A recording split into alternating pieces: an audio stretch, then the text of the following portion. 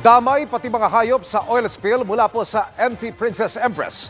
Malapitang dinokumento ng Born to be Wild ang epekto sa kanila kabilang ang pagkabalot sa langis at pagkamatay. Tinutukan yan ni Doc Nielsen Donato. Sinabutan namin patay ang ibon na ito sa dalampasigan.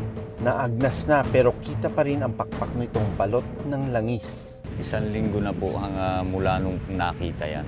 Patay na po Patay na po. May ibang ibon namang pinipilit pa rin makahanap ng pagkain kahit pahirap sa paglipad dahil sa balot ng langis ang katawan. Napakagandang ibon nito, no? Coloration is parang indigo blue, metallic blue yung color niya. Tapos yung leeg niya, may color siyang puti, tapos yung dibdib niya puting-puti. Pag malinis siya, ang gandang ibon. Pero dark brown to black na ang kulay niya.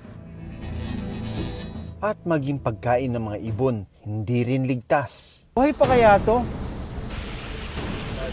If it's not managed properly, we're looking at years. With proper management, probably it will require 3 to 5 years, but without proper containment, it can last longer than that. So we're looking at decades for complete rehabilitation.